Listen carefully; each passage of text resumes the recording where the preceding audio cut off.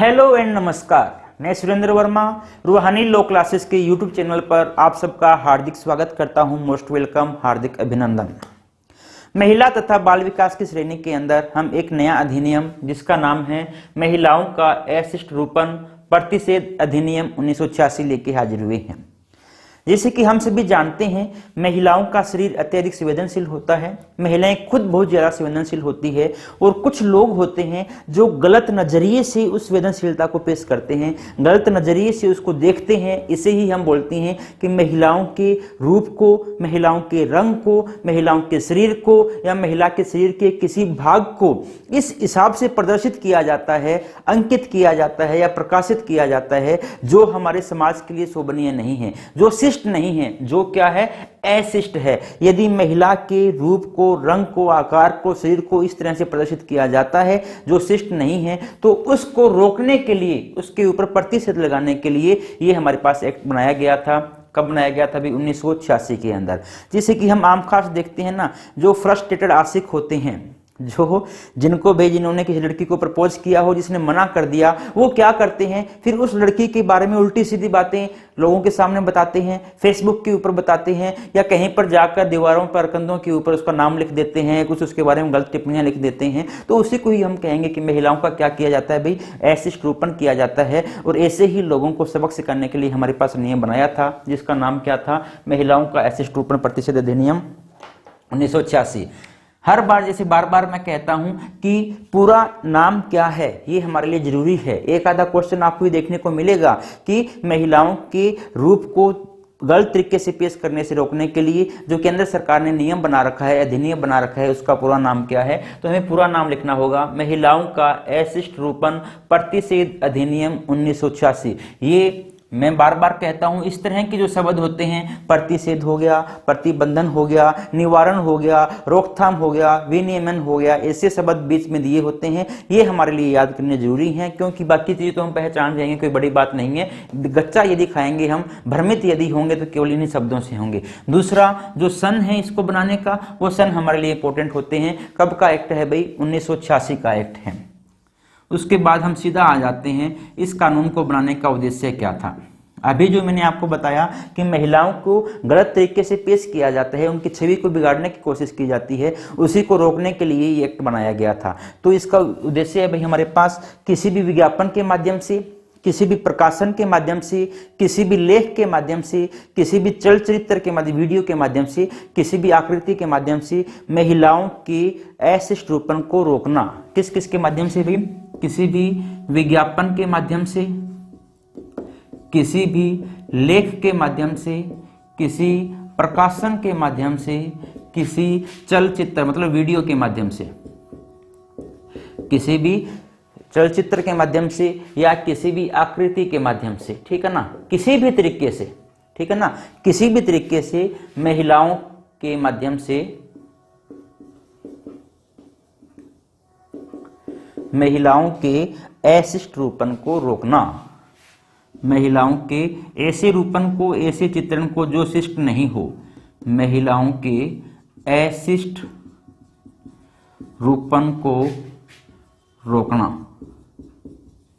और आपको पता है हम हर बार उद्देश्य के अंदर लिखते हैं कि जो हमने ऊपर उद्देश्य लिखा है उसके बारे में नियम बनाना भी, ठीक है। दूसरा इसका उद्देश्य क्या हो जाएगा? उपरोक्त विषय के बारे में नियम बनाना। उपरोक्त विषय के बारे में नियम बनाना। अगर इस एक्ट का हम बात करें तो बहुत छोटा सा एक्ट है भाई, बहुत बड़ा एक्ट नहीं है। कितना छोटा एक्ट है आप इस बात से जान जाओगे कि इस एक्ट के अंदर भी कुल धाराएं जो हैं मात्र कितनी हैं भाई? 10 धाराएं हैं। तो 10 धारा वाला एक्ट है तो वो छोटा ही एक्ट होगा। और इस 10 धारा के अंदर भी आप जानते हो धारा नंबर 1, अब इसको तो आप बहुत अच्छे से पहचानने लग गए होंगे। धारा नंबर 1 के अंदर क्या होता है? धारा नंबर 1 के अंदर 3 बातें लिखी होती है। चाहे किसी भी एक्ट की हम बात करें, सबसे पहले दिया जाता है इसका संक्षिप्त नाम क्या है, उसके बाद दिया जाता है इसका विस्तार कहाँ तक होगा, और तीसरा दिया जाता है ये लागू कब होगा या ये प्रभाव के अंदर कब आएगा, प्रभावित। संक्षिप्त नाम के हैं भाई, दोबारा लिखने की जरूरत नहीं है।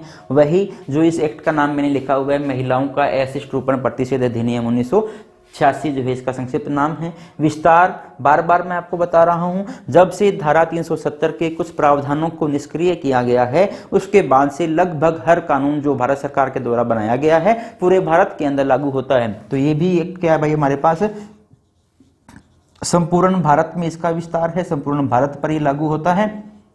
और तीसरा है ये लागू कब हुआ। लागू कब हुआ, जितने मैंने 11 एक्ट में आपको करवाऊंगा, 4-5 एक्ट करवा चुका हूं और आगे हम एक्ट करने वाले हैं।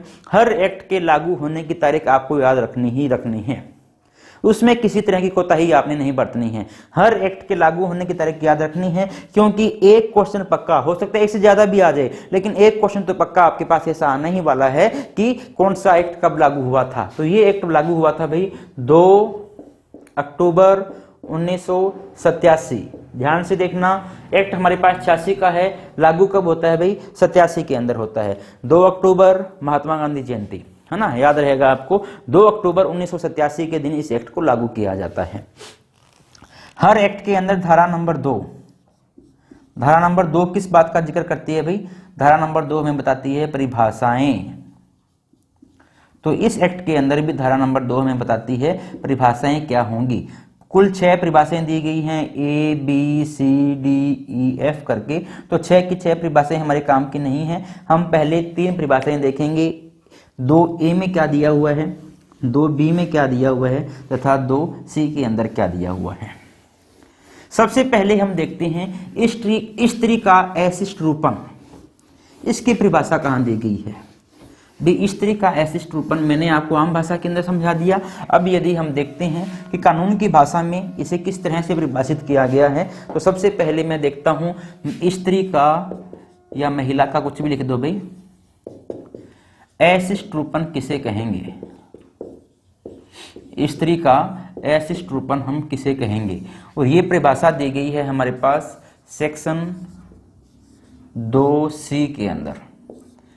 यदि हिंदी में लिखा आए तो 2 के अंदर पहली परिभाषा, स्त्री का अशिष्ट रूपन किसे हम कहेंगे, 2C के अंदर या 2 के अंदर दी गई है। क्वेश्चन ये आ सकते हैं, देखो सेक्शन बेस पे आपके क्वेश्चन कम आएंगे, ठीक है ना, सीधा सेक्शन आपसे पूछ लिया जाए ऐसे क्वेश्चन बहुत कम आएंगे जैसा मुझे लग रहा है। लेकिन अधिनियम का नाम है और वही यदि परिभाषा है तो वो तो आपसे पूछा ही जा सकता है ना कि स्त्री का अशिष्ट रूपन जो है कौन सी परिभाषा के अंदर या कौन से सेक्शन के अंदर इसको परिभाषित किया गया है। तो कौन से सेक्शन में किया गया भाई, 2C के अंदर या 2 के अंदर।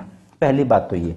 अब किसे कहा गया है, तो लिखा गया है इसके अंदर कि स्त्री के शरीर को या स्त्री के रूप को या स्त्री की आकृति को या स्त्री के शरीर के किसी एक भाग को, 4 चीजें बताई गई है भाई। पहली बात, स्त्री के शरीर को, पूरे की पूरी बॉडी की बात की जा रही है, या स्त्री के शरीर के किसी अंग को, शरीर के किसी अंग को, या स्त्री के रूप को, या स्त्री की आकृति को। इन चारों चीजों को दोबारा देख लो, कौन कौन सी 4 चीजें दी है भाई, स्त्री का पूरा शरीर या उसके शरीर का किसी अंग या उसका रूप या उसकी आकृति को इस प्रकार से चित्रित किया जाए, को इस प्रकार से वर्णित किया जाए या चित्रित किया जाए या प्रदर्शित किया जाए, जिससे स्त्री के शरीर को, स्त्री के अंग को, स्त्री की आकृति को या इसके रूप को इस प्रकार से चित्रित किया जाए जिससे क्या हो सकता हो भाई, जिससे नंबर 1, जिससे उसकी अशिष्टता का पता चले, भी ऐसा हो जिससे उसकी अशिष्टता का पता चले, भी हमें ऐसा लगे कि भी अशिष्ट क्या होता है, शिष्ट जो शालीन है, अशिष्ट जो शालीन नहीं है, ठीक है ना, आम बात है ये तो। दूसरा, चित्रण इस तरह से किया गया है जो स्त्री के लिए अपमानजनक हो, जो स्त्री के लिए अपमानजनक हो। देखो मैंने यहां पर वर्ड यूज किया है अपमानजनक, ठीक है ना, लेकिन यदि कानून की भाषा में हम बात करते हैं तो कानून की भाषा में अपमानजनक शब्द का यूज नहीं किया गया। कानून की भाषा में लिखा गया है जो स्त्री के लिए अल्पीकृत हो, मतलब कि स्त्री की जो डिग्निटी है उसको हर्ट करने वाला हो, उसकी गरिमा को ठेस पहुंचाने वाला हो। आम भाषा में मैंने कह दिया जो स्त्री के लिए क्या हो भाई, अपमानजनक हो। या नंबर 3 में लिखा है जो स्त्री के चरित्र को अलंकृत करता हो, स्त्री के चरित्र को अलंकृत करता हो।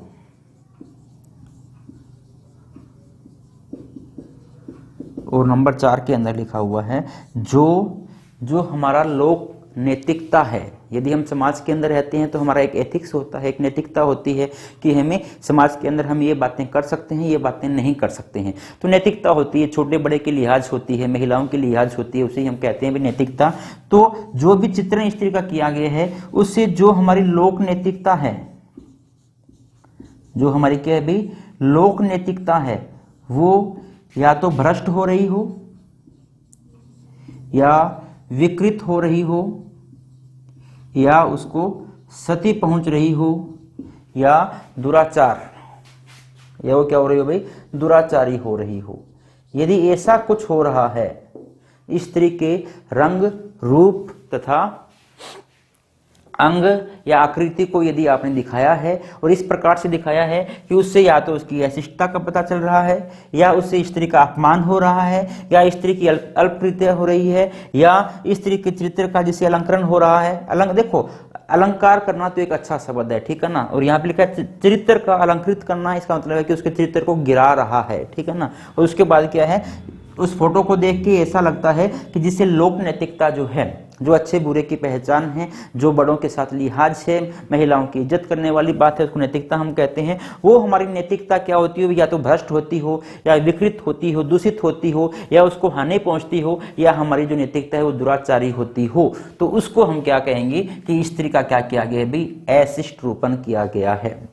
आम भाषा के अंदर स्त्री के अंग को, शरीर को, रूप को, आकृति को किसी भी तरह से भद्दे रूप में प्रदर्शित करना क्या कहलाता है, स्त्री का अशिष्ट रूपन कहलाता है। और कहाँ पर डिफाइन किया गया है भाई, डिफाइन किया गया है धारा नंबर 2C के अंदर या 2 के अंदर। शायद आप मेरे साथ साथ उतार रहे होंगे। बार बार मैं आपसे रिक्वेस्ट करता हूं, यदि आप इन क्लासेस का वास्तव में फायदा उठाना चाहते हैं तो पेन तथा पेंसिल लेके बैठिए, और मैं जो कुछ भी इस पैनल के ऊपर लिखता जा रहा हूं आप हर एक बात को नोट करते रहिएगा, ताकि एग्जाम के टाइम में केवल आप 1 या 2 बार इसका रिवीजन कर लो, आपके 10 में से 10 नंबर पक्के हैं, कहीं नहीं गए हुए। यदि आप वीडियो देख के आप सोच लेते हो कि हमें सब कुछ समझ आ गया, सब कुछ याद रह गया होगा, तो समझ आपको आ सकता है, इस बात में कोई दो राय नहीं है, लेकिन याद रहे इस बात की गारंटी भी नहीं है।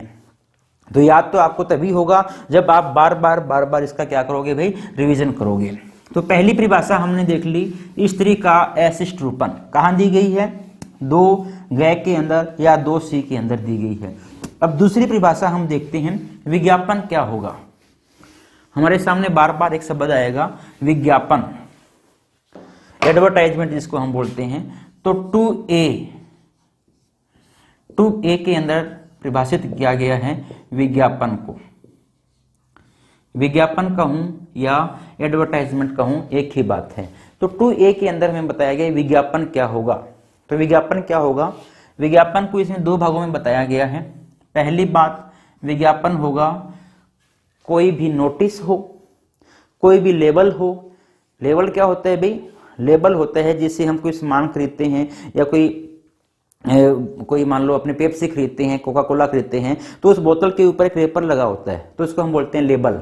या कोई परिपत्र हो, परिपत्र को हम बोलते हैं क्या हो, या तो कोई नोटिस हो, उसको भी हम हमारी भाषा में विज्ञापन कहेंगे, ठीक है ना। या कोई परिपत्र हो, परिपत्र को इंग्लिश में बोला जाता है सर्कुलर, नोटिस जैसा ही होता है, छोटा सा एक सर्कुलर जारी कर दिया जाता है। या लेबल हो, लेबल को भी हम क्या कहेंगे, विज्ञापन कहेंगे। या रैपर, जैसे आप जानते हो ना, यदि आप कुरकुरे लेके आते हो, चिप्स लेके आते हो, तो जिस पॉलीथीन के अंदर वो बंद होते हैं उसको हम क्या बोलते हैं, रैपर बोलते हैं। या कोई भी ऐसा दस्तावेज हो, कोई भी अन्य दस्तावेज हो, उसे हम क्या कहेंगे भाई, विज्ञापन कहेंगे। पहली बात तो किसी भी नोटिस को, किसी भी परिपत्र को, किसी भी लेबल को, किसी भी रेपर को, या किसी और डॉक्यूमेंट को हम क्या कहेंगे, विज्ञापन कहेंगे। दूसरी बात, विज्ञापन हम किसे कहेंगे, दूसरा हम विज्ञापन कहेंगे कि ध्वनि के माध्यम से, 3 शब्द लिख रहा हूं मैं, याद रखना, या तो ध्वनि के माध्यम से, या गैस के माध्यम से, या धुएं के माध्यम से। ध्वनि के माध्यम से, गैस के माध्यम से या धुएं के माध्यम से, इन तीनों की सहायता से, इन तीनों की सहायता से कोई दृश्य रूपण करना, दृश्य रूपण करना, या आम भाषा में बोलूं तो किसी भी तरह की आकृति बनाना। भाई आजकल डिजिटल जमाना है, साइंस का युग है, तो साइंस के जमाने के अंदर हम इन चीजों का यूज करके भी आकृतियां बनाते हैं। जैसे आपने कई स्टेज शो देखे होंगे ना, बहुत से स्टेज शो के अंदर लेजर लाइट का यूज करके विभिन्न तरह की आकृतियां बनाई जाती है, या गैस का यूज करके, धुएं का यूज करके विभिन्न तरह की आकृतियां बनाई जाती है, या भाई ध्वनि का यूज करके, आवाजों का यूज करके। जैसे आप यदि मैं बात करूं अक्षरधाम मंदिर के अंदर यदि आप कभी जाओ दिल्ली के अंदर घूमने के लिए, तो वहां पर आवाजों का यूज किया गया है। शिव तांडव वहां पे दिखाया जाता है, आदमी जन्मता कैसे है, जन्मने से लेकर मरने तक की उसकी पूरी प्रक्रिया को दिखाया जाता है, वो केवल और केवल साउंड के माध्यम से दिखाया गया है। तो आज साइंस है, टेक्नोलॉजी इतनी ज्यादा बढ़ चुकी है कि आप किसी भी माध्यम से आप क्या बना सकते हो, भी आकृति बना सकते हो। तो 3 चीजें बताई गई है यहाँ पर, या तो आपने ध्वनि के माध्यम से कोई आकृति बनाई है, या गैस के माध्यम से कोई आकृति बनाई है, या धुएं के माध्यम से कोई आकृति बनाई है, तो उसको हम क्या कहेंगे, विज्ञापन कहेंगे। पहली बात, कोई नोटिस हो, कोई परिपत्र हो, कोई लेबल हो, कोई रेपर हो, या कोई अन्य दस्तावेज हो, उसको विज्ञापन कहेंगे। या दूसरी बात, ध्वनि, गैस या धुएं के माध्यम से किसी भी तरह का दृश्य रूपण कर देना भी क्या कहलाएगा, विज्ञापन कहलाएगा। इंग्लिश में इसको बोलते हैं एडवर्टाइजमेंट, एडवर्टाइजमेंट। और कहां डिफाइन किया गया है, 2A के अंदर डिफाइन किया गया है। उसके बाद हम बात करते हैं 2B, और 2B के अंदर डिफाइन किया गया है वितरण को। डिस्ट्रीब्यूशन क्या होगा, वितरण क्या होगा, वितरण क्या होगा, डिस्ट्रीब्यूशन क्या होगा। ये मैं दोनों परिभाषाएं आपको क्यों बता रहा हूं, क्योंकि आगे हम पढ़ने वाले हैं कि जो स्त्री का ऐसिष्ट रूपन है ना, उसका विज्ञापन करना वो भी आपके पास ऑफेंस होता है, तथा ऐसी सामग्री का वितरण करना वो भी ऑफेंस होता है। ठीक है ना, एक ये ऑफेंस है, एक ये ऑफेंस है, दोनों ही चीजें हमारे लिए ऑफेंस है। कि आप स्त्री की किसी तरह से ध्वनि के माध्यम से, गैस के माध्यम से, धुएं के माध्यम से यदि कोई आकृति बनाते हो स्त्री की, तो वो आपके लिए क्या होगा, ऑफेंस होगा। वो हम आगे देखने वाले हैं। अभी के लिए डेफिनेशन बता रहा हूं, विज्ञापन की डेफिनेशन हमने पढ़ ली, और वितरण की डेफिनेशन क्या होगी। आम भाषा के अंदर बताऊं वितरण की डेफिनेशन क्या होगी, चाहे आप निःशुल्क किसी चीज को बांटो, चाहे आप क्या करो भाई, किसी चीज का निःशुल्क वितरण करो, निःशुल्क बांटना किसी चीज को, चाहे किसी चीज को शुल्क लेके बांटना।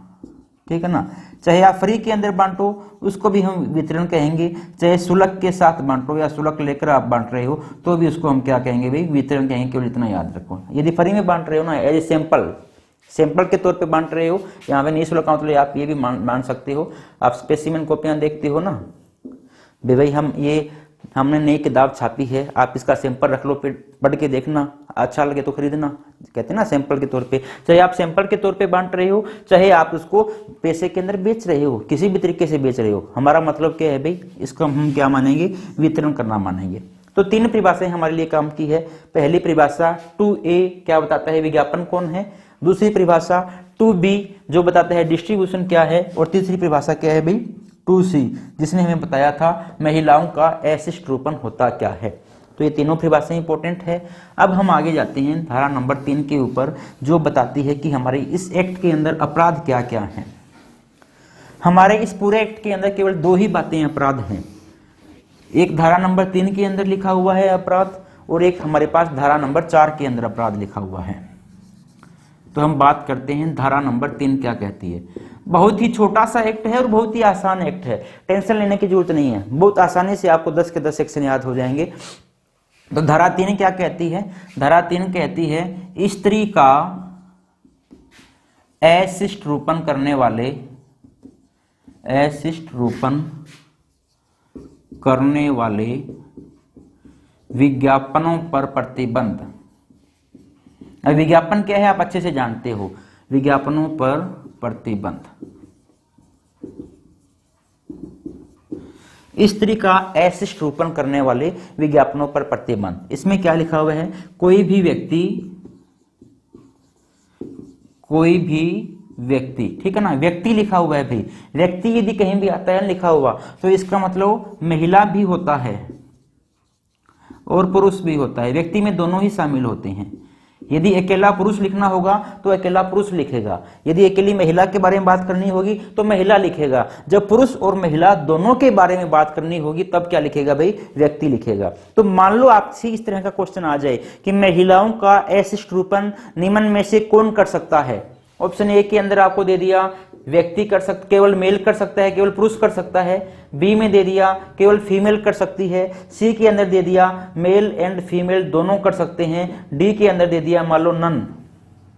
ठीक है, तो आपका उत्तर क्या होगा, महिलाओं का अशिष्ट रूपण एक महिला भी कर सकती है और एक पुरुष भी कर सकता है, क्योंकि यहाँ पे क्या लिखा हुआ है, कोई भी व्यक्ति लिखा हुआ है, कोई भी पुरुष नहीं लिखा हुआ। ठीक है ना। तो कई बार हमें ये भ्रम हो जाता है कि महिलाओं के खिलाफ ऑफेंस है तो केवल पुरुष ही करेंगे, ऐसी बात नहीं है। महिलाओं के खिलाफ ऑफेंस जो है महिलाएं भी करती हैं, कोई दिक्कत नहीं है। तो लिखा हुआ है कोई भी व्यक्ति किसी भी ऐसे विज्ञापन का क्या नहीं करेगा भाई, नंबर 1 किसी भी ऐसे विज्ञापन का, ऊपर लिखा हुआ तो लिखने की जरूरत नहीं है। पहली बात, प्रकाशन नहीं करेगा, किसी भी ऐसे विज्ञापन को नहीं छापेगा, प्रकाशन नहीं करेगा। दूसरी बात, या तो खुद भी नहीं करेगा और दूसरी बात दूसरों से करवाएगा भी नहीं। दूसरी बात क्या है भाई, प्रकाशन नहीं करवाएगा। तीसरी बात, प्रकाशन के अंदर सहायता भी नहीं करेगा। वे कई बार होते हैं भी नया मैं काम कर रहा हूं, नया मैं किसी से करवा रहा हूं, लेकिन किसी को हेल्प कर रहा हूं, सहायता कर रहा हूं, उसकी व्यवस्था कर रहा हूं। ठीक है, तो इसके अंदर इस बात से भी मना किया गया, आप व्यवस्था भी नहीं करोगे, सहायता भी नहीं करोगे, न ही प्रकाशन की क्या करेगा भाई, व्यवस्था करेगा। ठीक है, और चौथी बात, यदि कहीं पर इस तरह का प्रकाशन हो रहा है, कहीं पर इस तरह की प्रदर्शनी लगी हुई है, एग्जीबिशन लगा हुआ है, तो उसके अंदर पार्टिसिपेट भी नहीं करेगा। चौथी बात क्या है, न ही ऐसी किसी व्यवस्था के अंदर भाग लेगा, ऐसी किसी व्यवस्था में भाग लेगा। तो विज्ञापन के मामले में, किसके मामले में, ऐसे विज्ञापन के मामले में जो स्त्री का अशिष्ट रूप से प्रदर्शन करते हैं, न ही कोई व्यक्ति इसका प्रकाशन कर सकता है, न ही कोई व्यक्ति इसका प्रकाशन करवा सकता है, न ही कोई व्यक्ति इसके प्रकाशन की व्यवस्था कर सकता है, और न ही कोई व्यक्ति अगर कहीं पर ऐसी व्यवस्था की हुई है तो उसके अंदर पार्टिसिपेट कर सकता है। यदि ऐसा सब कुछ करता है, क्यों ये तो करने से रोका गया है, यदि करता है तो वो क्या करता है भाई, अपराध कर रहा है, और अपराध यदि करेगा तो उसे क्या मिलेगी भाई, सजा मिलेगी। सजा कहाँ मिलेगी, धारा नंबर 6 के अंदर बताया गया है क्या सजा मिलेगी, हम धारा नंबर 6 पढ़ेंगे तब देखेंगे। अभी हमने देखा है सेक्शन 3 क्या कहता है। सेक्शन 3 कहता है स्त्री का अशिष्ट रूपण करने वाले विज्ञापनों पर क्या लगाया भाई, प्रतिबंध लगाया है। कोई भी व्यक्ति, ये इंपॉर्टेंट वर्ड है भाई, कोई भी व्यक्ति लिखा हुआ है, महिला भी हो सकती है, पुरुष भी हो सकता है, नहीं प्रकाशन करेगा, नहीं प्रकाशन करवाएगा, नहीं प्रकाशन की व्यवस्था करेगा, तथा नहीं इसी व्यवस्था के अंदर पार्टिसिपेट करेगा। यदि कुछ करता है ऐसा, रोकने के बावजूद भी करता है, तो वो क्या माना जाएगा भाई, अपराध माना जाएगा। तो पहला अपराध हमारे पास है धारा नंबर 3 के अंदर। दूसरा अपराध है धारा नंबर 4 के अंदर। दूसरा अपराध क्या है, धारा नंबर 4 के अंदर। धारा नंबर 4 में क्या लिखा हुआ है, स्त्री का, धारा नंबर 3 जो थी केवल विज्ञापन के बारे में बात करती है, धारा नंबर 4 हर तरह की सामग्री के बारे में बात करती है। जरूरी नहीं विज्ञापन ही हो, हर तरह की सामग्री, चाहे वो वीडियो हो, चाहे वो ऑडियो हो, चाहे वो मूर्ति हो, चाहे वो न्यूज़पेपर हो, चाहे पत्र हो, चाहे पत्रिका हो, किसी भी तरह की सामग्री, हर सामग्री पे प्रतिबंध लगाती है धारा नंबर 4। तो स्त्री का अशिष्ट रूपण करने वाली सामग्री के, स्त्री का अशिष्ट रूपण करने वाली सामग्री के 4-5 बातें लिख रहा हूं भाई। नंबर 1, उत्पादन करने कोमा उत्पादन करवाने, दोनों पर रोक लगा हुआ है।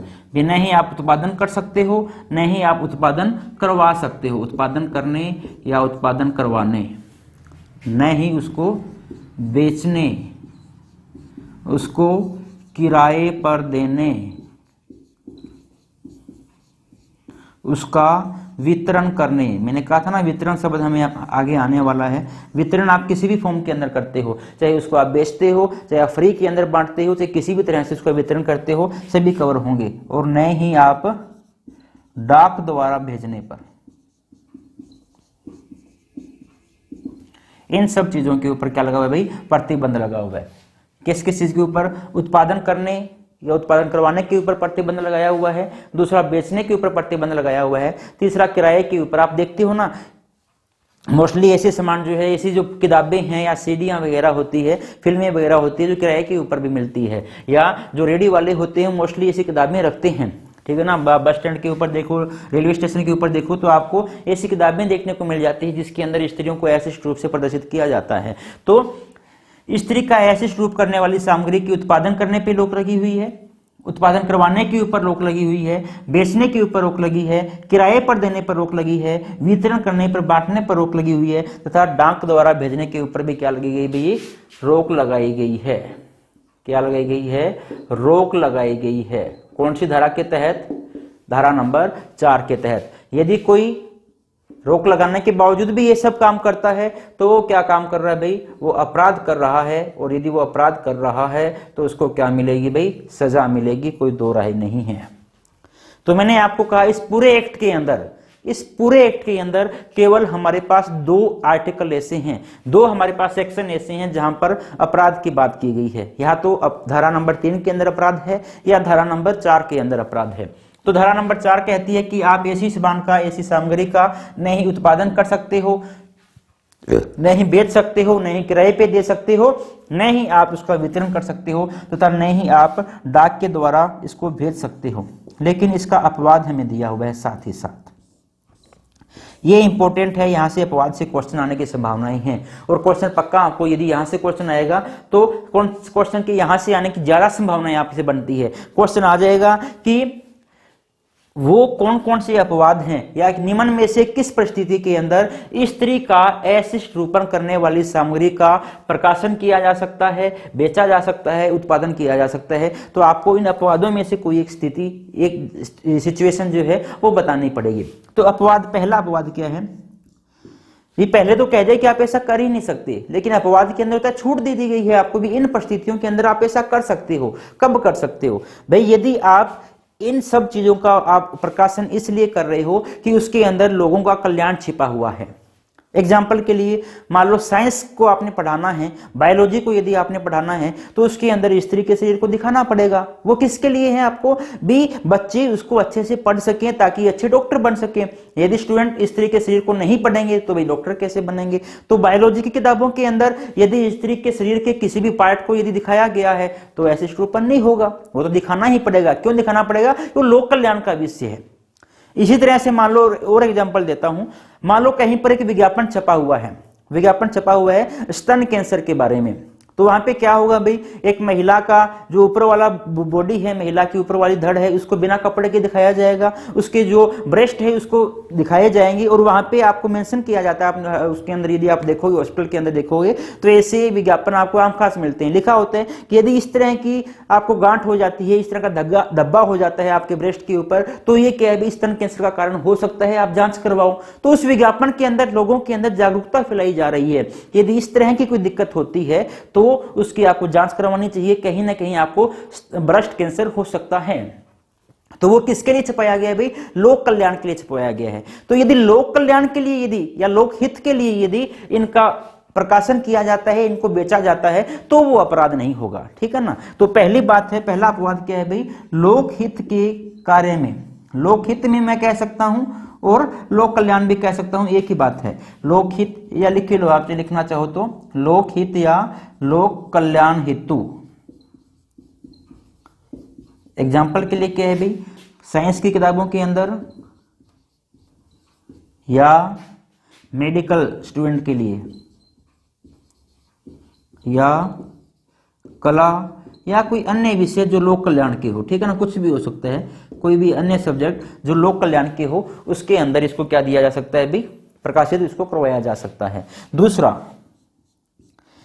यदि इस तरह की फोटो का या इस तरह की मूर्ति का उपयोग धार्मिक प्रयोजन से यदि किया जा रहा है और सद्भाव पूर्वक किया जा रहा है, किसी धर्म को नीचा दिखाने के लिए नहीं, ऐसा नहीं कि जो दूसरे धर्म के लोग हैं, जैसे अंग्रेज किया करते थे ना, हिंदू देवी देवताओं को नीचा दिखाने के लिए कुछ ऐसी एक्टिविटीज किया करते थे, वो तो गलत है। आप ऐसा नहीं करो, आप अपने धर्म को, अपने धर्म के उद्देश्यों को पूरा करने के लिए सद्भाव पूर्वक, अच्छी इच्छा के साथ, अच्छी आपकी इंटेंशन के साथ यदि आप ऐसे कोई फोटो बनाते हो जो आपके धर्म के लिए जरूरी है, तो उसको भी क्या है भाई, अशिष्ट नहीं माना जाएगा। जैसे कि यदि आप देखते हो महावीर स्वामी की या बौद्ध जैन धर्म के अंदर मोस्टली क्या होते हैं भी, उनकी जो न्यूड फोटोज होती है, उनकी मूर्तियां होती है वो भी न्यूड होती है। या हम हमारी बात करें, जैसे आपने अजंता एलोरा की गुफाएं देखी होंगी, या कई ऐसे मंदिर है जिनके अंदर न्यूड फोटोज हैं, नंगी इंसानों की वहां पे फोटोज हैं, मूर्तियां हैं वहां पर, तो उसको भी क्या है भाई, धार्मिक प्रयोजन के लिए अच्छे उद्देश्य से यदि उनको यूज किया गया है तो वो भी अशिष्ट रूपन नहीं कहलाया जाएगा। तो दूसरा हमारे पास क्या है भाई, धार्मिक क्रियाओं में किसके लिए साथ भाई, यदि आपने सद्भावना के साथ उपयोग किया है, सद्भावना के साथ यदि आप उपयोग कर रहे हो तो आप इनका उपयोग कर सकते हो, आपको नहीं रोका जाएगा। तीसरा,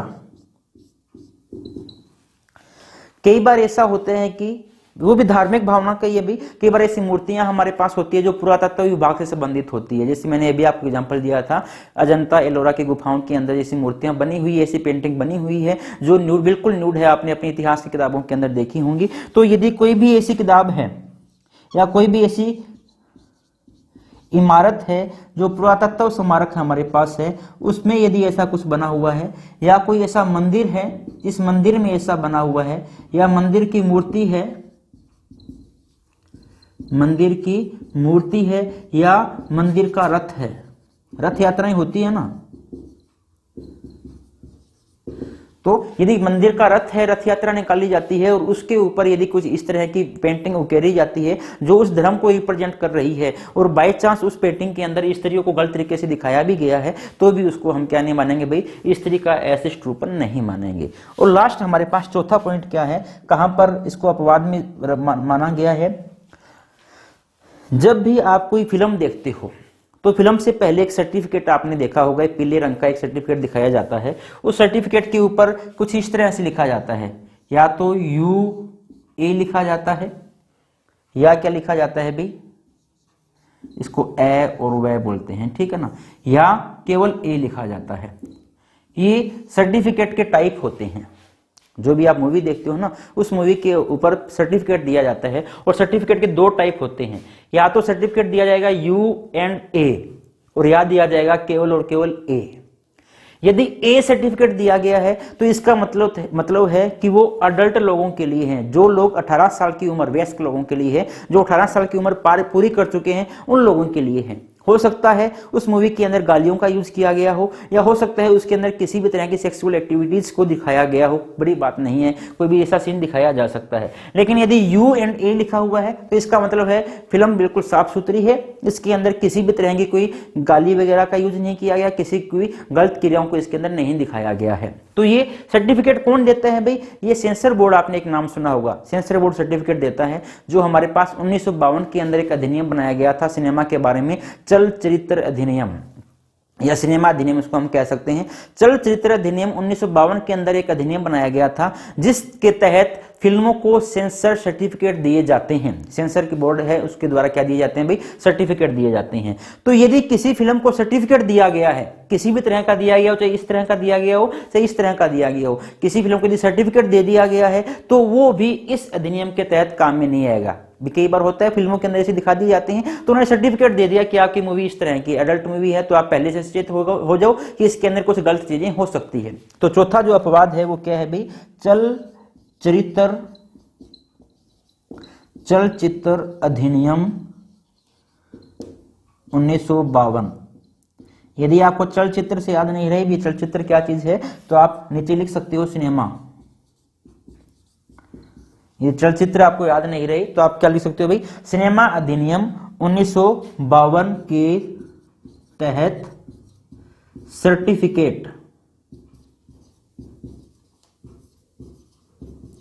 प्राप्त फिल्मों पर। ठीक है ना। तो ये चार चीजें ऐसी हैं जिसको इस अधिनियम से बाहर रखा गया है, या इन चारों के लिए यदि आप ऐसा कोई भी आरोपण करते हो, किसी भी तरह की एक्टिविटी पब्लिकेशन यदि आप करते हो, तो ऑफेंस की श्रेणी के अंदर नहीं माना जाएगा। दोबारा देख लेते हैं धारा 4 क्या कहती थी। धारा 4 कहती है यदि कोई भी आप ऐसी सामग्री, कुछ भी हो सकता है भी, सामग्री के अंदर कुछ भी हो सकता है, जो इस तरह का एसिस्ट रूप करती है, उसकी आप प्रदर्शन नहीं कर सकते। क्या क्या नहीं कर सकते? उसका उत्पादन नहीं कर सकते, उसका उत्पादन करवा नहीं सकते, उसको बेच नहीं सकते, किराए पे नहीं दे सकते, उसका वितरण नहीं कर सकते, या उसको डाक द्वारा भेज नहीं सकते। इस सब के ऊपर रोक लगाई गई है। लेकिन बाद में कहा है कि कुछ बातें ऐसी है जिनके लिए हम इस रोक को हटा भी लेते हैं। यदि आप उसके लिए करोगे तो हमें कोई दिक्कत नहीं है। पहली बात क्या है भाई, लोक हित हेतु या लोक कल्याण के लिए आप कर रहे हो, जैसे साइंस की किताब में यदि आप छाप रहे हो, या मेडिकल सुविधा के लिए कोई आप एडवर्टाइजमेंट छाप रहे हो, या कोई कला या किसी अन्य उद्देश्य के लिए आप छाप रहे हो, तो कोई दिक्कत नहीं है भाई।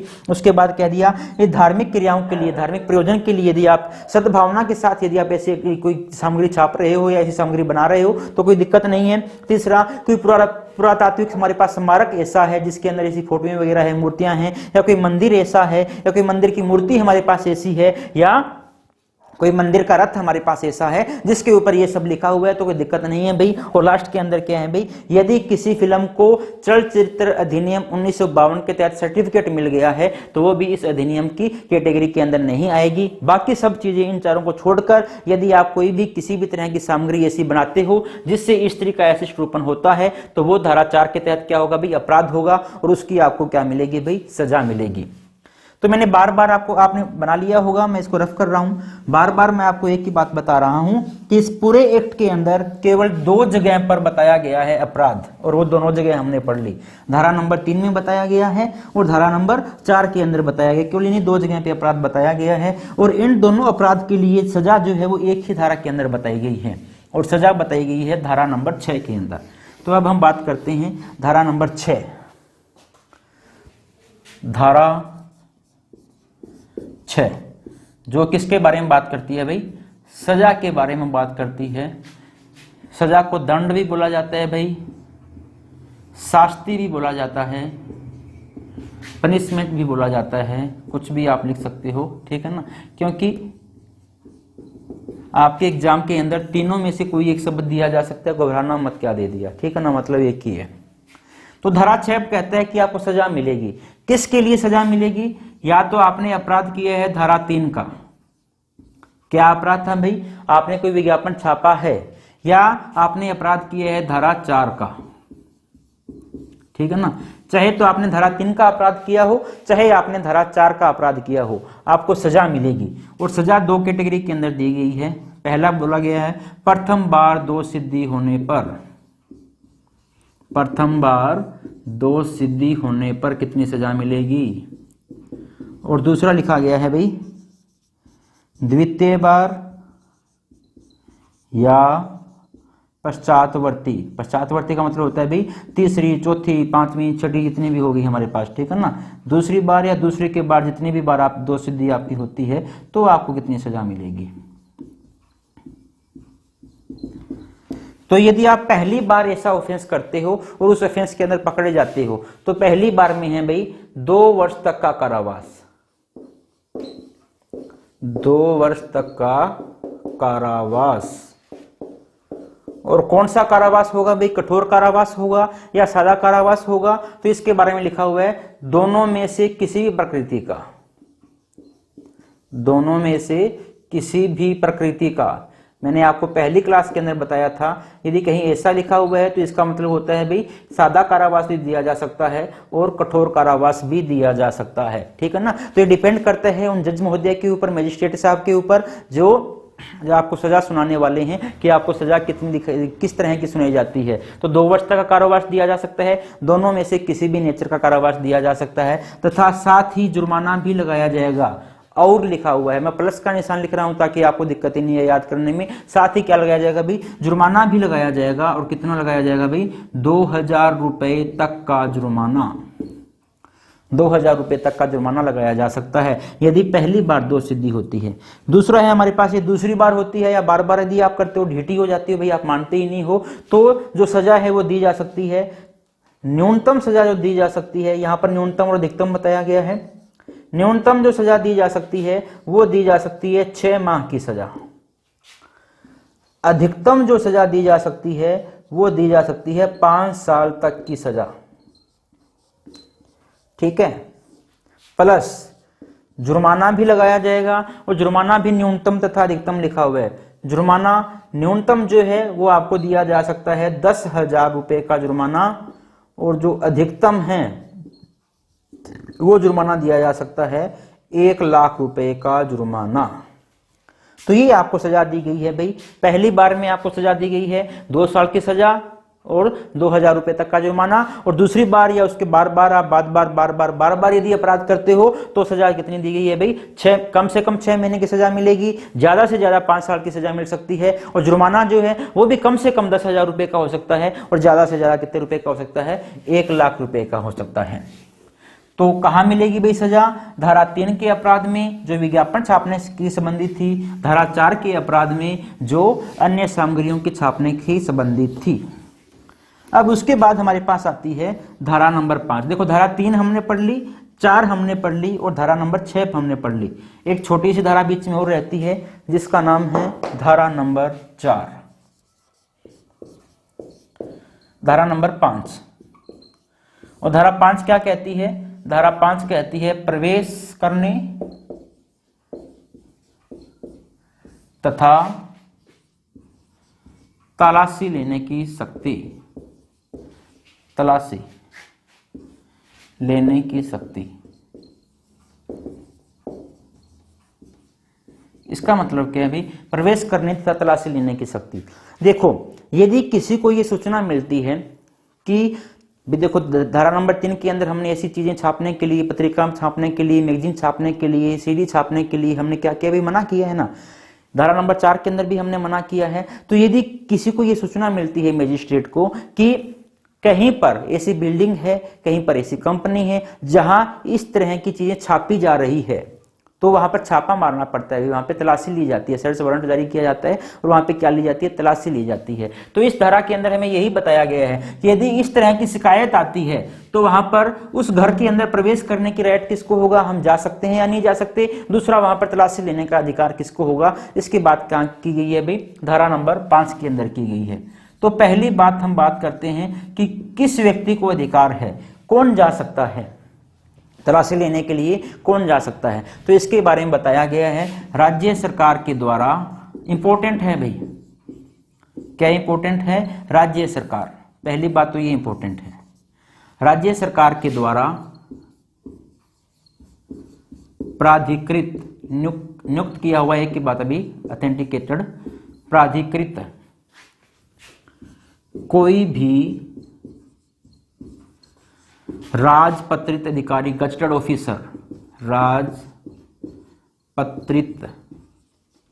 अधिकारी, गजटेड ऑफिसर जिसको हम बोलते हैं, ये भी इंपॉर्टेंट है। अब तक हमने जितने भी एक्ट पढ़े हैं उनके अंदर केवल पुलिस अधिकारी को ही ऐसा करने का अधिकार होता है, सर्च करने का अधिकार केवल पुलिस अधिकारी को होता है। लेकिन यहाँ पे लिखा है भाई, राज्य सरकार यदि किसी भी राजपत्रित अधिकारी को ऐसा आदेश देती है, उसको अपॉइंट करती है कि आप ऐसा कर सकते हो, तो वो राजपत्रित अधिकारी ऐसा कर सकता है। जैसे आपको पता होता है ना कि फर्स्ट ग्रेड लेक्चरर जो है वो भी राजपत्रित अधिकारी होते हैं, डॉक्टर जो है वो भी राजपत्रित अधिकारी होते हैं, प्रिंसिपल जो है वो भी राजपत्रित अधिकारी होते हैं। बहुत से ऐसे अधिकारी जो हम देखते हैं राजपत्रित अधिकारी होते हैं। तो किसी भी राजपत्रित अधिकारी को अपॉइंट किया जा सकता है, और किसके द्वारा किया जा सकता है भाई, राज्य सरकार के द्वारा अपॉइंट किया जा सकता है। वो व्यक्ति क्या ले सकता है भाई, तलाशी ले सकता है। पहली बात तो ये।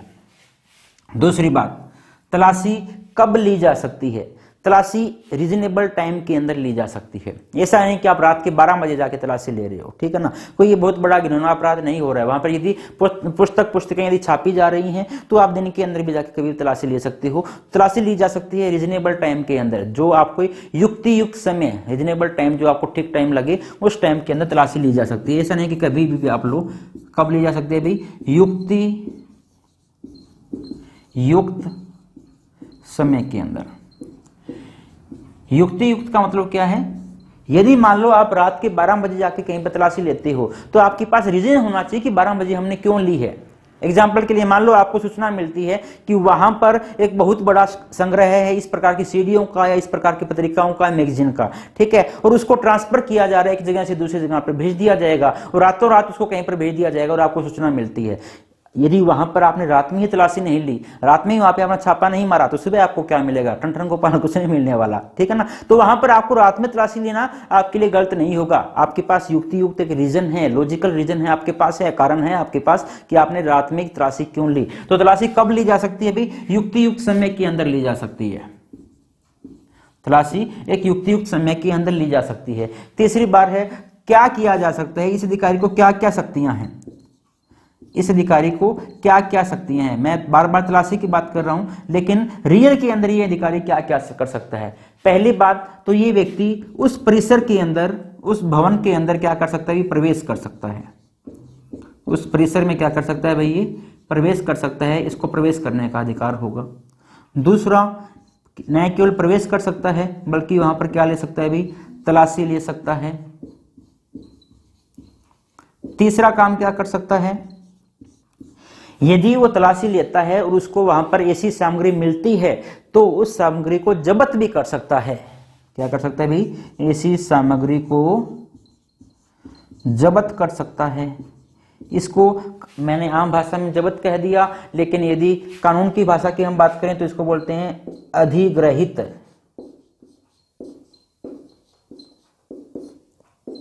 क्या कर सकता है भाई? उसको अधिकार है कि वो अधिग्रहित कर ले। और नंबर 4 क्या कर सकता है भाई? यदि वहां पर किसी भी तरह का कोई दस्तावेज मिलता है, कोई रिकॉर्ड मिलता है उस कंपनी का, तो उस दस्तावेज की, उस रिकॉर्ड की जांच भी कर सकता है। क्या भी? कंपनी के किसी भी दस्तावेज की या किसी भी रिकॉर्ड की क्या कर सकता है भाई? जांच भी कर सकता है। ये सभी काम वो कर सकता है और ये जांच करने के बाद वो कहां जाएगा? मजिस्ट्रेट को बता देगा भी हमने ये सब किया है, ठीक है। लेकिन इसके अंदर एक नोट लिखा हुआ है, एक अपवाद लिखा हुआ है। क्या लिखा है भाई? जिससे पहली शक्ति इसकी क्या है भाई? किसी भी परिसर के अंदर प्रवेश कर सकता है, लेकिन यहां पर अपवाद दिया हुआ है। लेकिन कहां पर अपवाद, कहां पर वो प्रवेश नहीं कर सकता?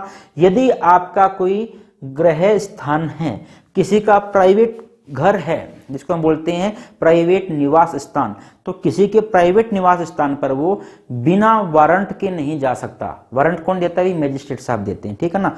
यदि किसी के प्राइवेट घर की उसने तलाशी लेनी है ना, तो उसको वारंट लेके ही जाना होगा।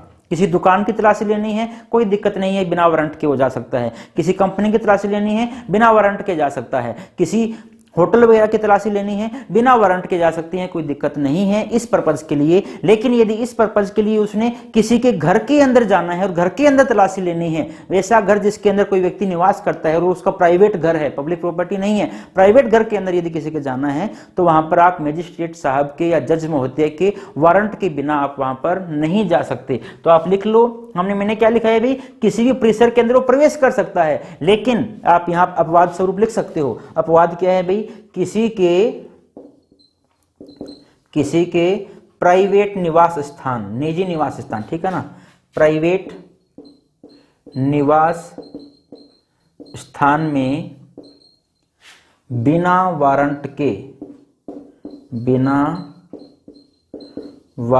के प्रवेश नहीं किया जा सकता। किसी के भी निवास स्थान के अंदर बिना वारंट के प्रवेश नहीं किया जा सकता। अदरवाइज उसको पूरी शक्तियां हैं, वो प्रवेश भी कर सकता है परिसर के अंदर, उसकी तलाशी भी ले सकता है, कोई ऐसा सामान मिलता है तो उसको कुर्क भी कर सकता है, और जहां पर यदि कोई डॉक्यूमेंट मिलते हैं, कोई दस्तावेज मिलते हैं तो उनकी जांच भी कर सकता है, उनकी अन्वेषण भी कर सकता है, ठीक है ना। अन्वेषण बोला जाता है जांच को कानून की भाषा में, अन्वेषण, ठीक है ना। तो ये सब करने का उसको अधिकार है। कौन कर सकता है? एक राजपत्रित अधिकारी, कोई भी राजपत्रित अधिकारी कर सकता है, ठीक है ना। कौन सा अधिकारी? ऐसा राजपत्रित अधिकारी जिसको राज्य सरकार के द्वारा प्राधिकृत किया जाए। और इन अधिकारियों को ना एक फिक्स एरिया दिया जाता है भाई, ऐसे नहीं कि कोई उसको कह दिया कि आप कर सकते हो पूरी इंडिया में, कहीं ऐसा नहीं है। उसको एक फिक्स एरिया दिया जाता है, वो केवल अपने उस लोकल एरिया के अंदर ही, जिसको हम कहते हैं अपनी स्थानीय सीमाओं के अंदर रह के ही वो ऐसा कर सकता है, वरना नहीं कर सकता। और यदि ऐसे राजपत्रित अधिकारी को छापा मारने के लिए अपने साथ किसी सहायक की जरूरत होती है, एक बंदे की जरूरत होती है, 2 व्यक्तियों की जरूरत होती है, तो वो अपने साथ सहायक भी ले जा सकता है, कोई दिक्कत नहीं है। तो ये हमारे पास धारा नंबर 5 थी, जो कहती है किसी भी ऐसे घर की, किसी भी ऐसी कंपनी की जहां पर ऐसा काम किया जा रहा है, उसकी तलाशी लेने का, उसके अंदर प्रवेश करने का अधिकार किसको होगा। अब हम बात करते हैं धारा नंबर 7, तो धारा नंबर 6 हम पढ़ चुके हैं। धारा नंबर 7 कहते हैं कंपनी ने यदि ऐसा अपराध किया है, अभी तक तो हम इंडिविजुअल की बात कर रहे हैं, लेकिन यदि ऐसा अपराध किसने कर दिया हो भाई, कंपनी ने अपराध कर दिया हो, तो अपराधी कौन होगा, कंपनी के द्वारा किया गया अपराध। यदि अपराध कोई कंपनी करती है तब अपराधी कौन होगा।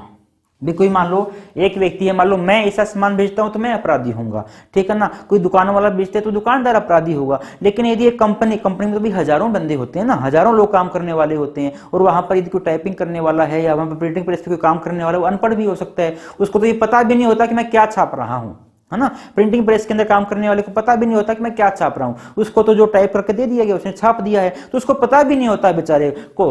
तो यदि किसी कंपनी के अंदर यदि ऐसा अपराध किया गया है तो दोषी व्यक्ति कौन होगा, दोषी व्यक्ति कौन होगा, यदि लिख लो आप, यदि कंपनी के अंदर अपराध किया जाता है तो दोषी कौन होगा भाई। नंबर 1, वो कंपनी खुद दोषी होगी, पूरी की पूरी कंपनी, पूरी की पूरी कंपनी स्वयं दोषी होगी, पूरी कंपनी के ऊपर जुर्माना लगाया जा सकता है भी, क्योंकि जुर्माना भी है ना इसके अंदर। नंबर 2, उस कंपनी का कोई भी भार साधक अधिकारी, कंपनी का भार साधक जिसको चार्ज दिया गया है, कंपनी का भार साधक अधिकारी, कंपनी का भार साधक अधिकारी। ये भार साधक अधिकारी जिसको चार्ज दिया गया है वो अधिकारी कोई भी हो सकता है। कौन हो सकता है भाई, ये डायरेक्टर भी हो सकता है कंपनी का, सीईओ भी हो सकता है, मैनेजर भी हो सकता है, और सेक्रेटरी भी हो सकता है, ठीक है ना। ये कोई भी व्यक्ति हो सकता है जिसको वो काम करने के लिए चार्ज दिया गया है, ऐसा अधिकारी। ये दोनों लोग क्या होंगे भाई, दोषी होंगे, ठीक है ना। क्योंकि हमें सजा सुनानी है, तो सजा हम किसको सुनाएंगे, तो कंपनी के ऊपर जुर्माना लगाया जाएगा, और जो भी भार साधक अधिकारी हैं उसको क्या सुनाई जाएगी भाई, सजा सुनाई जा सकती है। ये बात कौन कहता है हमारे पास, सेक्शन नंबर 7। अब हम आ जाते हैं धारा नंबर 8 के ऊपर। धारा नंबर 8 कहती है अपराध की प्रकृति, अपराध की प्रकृति, कि ऐसा जो अपराध होगा वो अपराध किस नेचर का होगा, किस प्रकृति का होगा। तो इसमें जो अपराध होने वाले हैं वो अपराध होगा, नंबर 1 तो संज्ञेय प्रकृति का होगा, और नंबर 2 के अंदर लिखा हुआ है जमानतीय प्रकृति का होगा।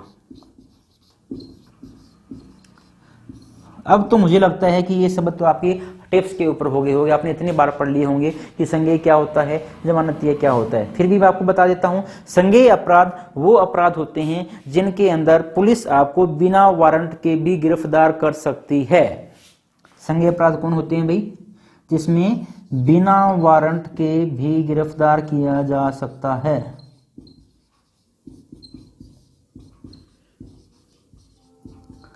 और जमानती अपराध कौन से होते हैं, जमानती अपराध वे अपराध होते हैं जिनके अंदर जमानत मिलना आपका अधिकार होता है। आप अधिकार स्वरूप जमानत की मांग कर सकते हो। पुलिस वाले भी आपको जमानत दे सकते हैं, यदि पुलिस वाले नहीं देते हैं तो कोर्ट के अंदर आप अधिकार स्वरूप जमानत की मांग कर सकते हो, और वहां पर आपको जमानत मिलेगी ही मिलेगी। तो ये हमारे पास अपराध कौन सा है भाई, संज्ञेय अपराध है, तथा कौन सा अपराध है, जमानतीय अपराध है। और लास्ट के अंदर हमारे पास एक छोटी सी धारा बचती है, आप जानते हो, धारा नंबर 9 हमारे काम की नहीं है, अंतिम धारा, धारा नंबर 10 हमारे काम की है। और धारा नंबर 10 क्या कहती है भी, हर एक्ट की लास्ट धारा हम आम खास यही पढ़ते हैं, नियम बनाने की शक्ति। क्या भाई, नियम बनाने की शक्ति। केंद्र सरकार का एक्ट है तो अनडाउटली नियम बनाने की शक्ति किसके पास होगी भाई, केंद्रीय सरकार के पास। तो नियम बनाने की शक्ति हमारे पास किसके पास है? केंद्र सरकार के पास। ये हमारा इतना छोटा सा एक्ट था, बहुत बड़ा एक्ट नहीं है, केवल 10 सेक्शन है, वो छोटे छोटे सेक्शन हैं। उम्मीद करता हूं आपको समझ आ गया होगा। आखिर के 2 मिनट के अंदर जल्दी जल्दी हम इस सेक्शन का पूरे एक्ट का रिवीजन कर लेते हैं। सबसे पहले हमने देखा हमारे अधिनियम का नाम क्या है भाई? महिलाओं का अशिष्ट रूपन प्रतिषेध अधिनियम 1986। लागू कब हुआ था? 2 अक्टूबर 1987 के दिन लागू हुआ था। इसका पूरा नाम आपने देख लिया, विस्तार इसका पूरे भारत के ऊपर है। उद्देश्य इसका क्या है भाई?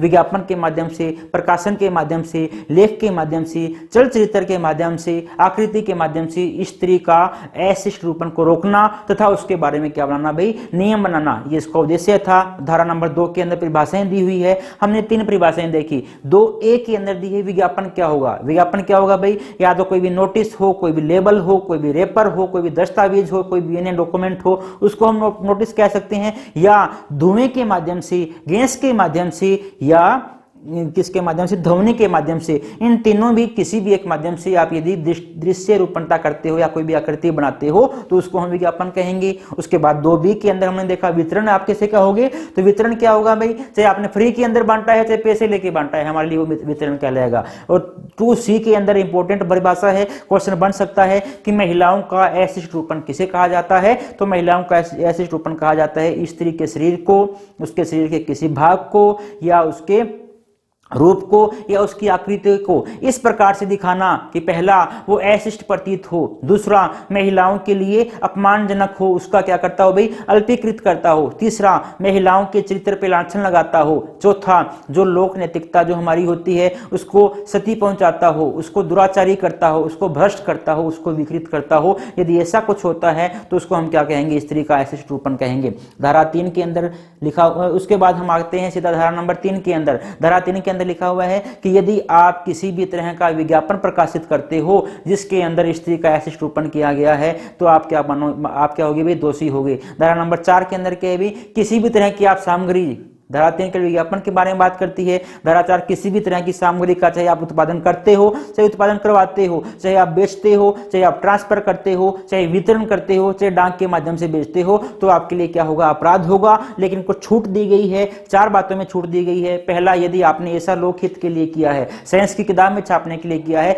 मेडिकल की किताबों में छापने के लिए आपने ऐसा किया है, या आपने क्या है किसी कला के माध्यम से या किसी और सामाजिक जागरूकता जिससे लोक कल्याण फैल सके उसके लिए यदि आपने किया है तो कोई बात नहीं है, अपराध नहीं होगा। यदि आपने किसी धार्मिक प्रयोजन के लिए ऐसा किया है और सद्भावना के साथ किया है, कोई बात नहीं है। यदि मंदिर के अंदर कोई मूर्ति है, मंदिर का यदि कोई रथ है या कोई पुरातात्विक स्मारक हमारे पास है, उसके अंदर यदि कोई ऐसी मूर्ति वगैरह है तो कोई दिक्कत नहीं है। और लास्ट के अंदर क्या है भाई? यदि किसी फिल्म को जो हमारे पास चलचित्र अधिनियम 1952 था उसके तहत सर्टिफिकेट मिल गया है तो भी हमें कोई दिक्कत नहीं है, क्योंकि आपको पता है ना सर्टिफिकेट या तो सेंसर सर्टिफिकेट जो मिलता है उसके अंदर जो भी ऐसी ऑब्जेक्शनेबल चीजें होती है उसको पहले से ही काट दिया जाता है। नहीं, अगर नहीं कटवाना चाहते फिल्म वाले तो उसको सर्टिफिकेट दे दिया जाता है कि इसको 18 साल से कम के बच्चे देख ही नहीं पाएंगे। उसके बाद हमने देखा कि धारा 3 तथा धारा 4 के अंदर जो अपराध हो रहा है उसकी सजा कहां दी गई है? धारा 6 के अंदर सजा दी गई है। पहली बार यदि अपराध करते हो तो सजा कितनी मिलेगी भाई? 2 साल तक की सजा मिल सकती है, कोई सा भी कारावास मिल सकता है, प्लस 2000 रुपए का जुर्माना आपको मिलेगा। लेकिन यदि आप बार बार ऑफेंस करते हो, दूसरी बार, तीसरी बार, चौथी बार ऑफेंस करोगे तो सजा कम से कम 6 महीने की, ज्यादा से ज्यादा 5 साल की, जुर्माना कम से कम 10,000 रुपए का, ज्यादा से ज्यादा 1 लाख रुपए तक का जुर्माना मिल सकता है। उसके बाद धारा 5 के अंदर हमने देखा कि यदि सूचना मिलती है कि कहीं पर ऐसी सामग्री रखी हुई है, बन रही है, तो वहां पर छापा मारने के लिए कौन जाएगा? तो राज्य सरकार के द्वारा नियुक्त किया गया कोई भी अधिकारी। कौन सा अधिकारी? राजपत्रित अधिकारी वहां जाएगा। यदि उसको साथियों की जरूरत है तो साथियों को ले जाएगा। कहां जा सकता है? अपनी स्थानीय सीमाओं के अंदर जा सकता है। कब जा सकता है? युक्त समय के अंदर जा सकता है। और वहां क्या क्या कर सकते हैं? वहां पर प्रवेश कर सकता है, वहां पर तलाशी ले सकता है, वहां पर जो भी प्रॉपर्टी मिलती है उसको अधिग्रहित कर सकता है, जब्त कर सकता है, और वहां पर जो भी दस्तावेज मिलते हैं, जो भी रिकॉर्ड मिल सकता है उसकी जांच भी वो कर सकता है। लेकिन एक यहाँ पे नोट लिखा हुआ था, यदि किसी का प्राइवेट घर है, प्राइवेट निवास स्थान है, तो वहां पर तब तक नहीं जाया जाएगा जब तक कोई भी मजिस्ट्रेट इस बारे में वारंट जारी नहीं कर देता। लास्ट के अंदर हमने देखा धारा नंबर 8 जो बताता है अपराध की नेचर कैसा होगा। अपराध हमारे पास किस नेचर का होगा भाई, संज्ञेय नेचर का होगा, जमानतीय नेचर का होगा। संज्ञेय का मतलब है बिना वारंट के गिरफ्तार किया जा सकता है, जमानतीय का मतलब है जमानत हमारा अधिकार होगा, अधिकार स्वरूप हम जमानत की बात कर सकते हैं। धारा 10 हमें कहते हैं नियम बनाने की शक्ति, नियम कौन बनाएगी भाई, केंद्रीय सरकार बनाएगी। हाँ, हम धारा नंबर 7 छोड़ गए। यदि कोई कंपनी के द्वारा अपराध किया जाता है तो दोषी व्यक्ति कौन होगा भाई, एक तो कंपनी खुद होगी जिसकी वजह जुर्माना लगाया जा सकता है, और दूसरा कंपनी का जो भी चार्ज लिया हुआ व्यक्ति होगा, भार साधक अधिकारी होगा, चाहे वो सीईओ हो कंपनी का, चाहे मैनेजर हो, चाहे डायरेक्टर हो, चाहे सेक्रेटरी हो, कोई भी हो, उसके ऊपर क्या लगेगा भाई, मुकदमा लगेगा। ठीक है ना। ये हमारे पास छोटा सा एक्ट था, महिलाओं का अशिष्ट रूपन प्रतिषेध अधिनियम 1986। उम्मीद करता हूं आपको समझ आ गया होगा। यदि आपको हमारी क्लासेस पसंद आ रही हैं, क्लासेस समझ आ रही हैं, तो हमारी वीडियो को लाइक कीजिए, चैनल को सब्सक्राइब कीजिए तथा हमारे वीडियो को हम आपके उन साथियों के साथ भी शेयर कीजिए जो महिला तथा बाल विकास के बारे में आपकी वीडियो ढूंढ रहे हैं, अच्छे टीचर की तलाश के अंदर हैं। हम कल फिर मिलते हैं एक नए अधिनियम के साथ, तब तक के लिए धन्यवाद।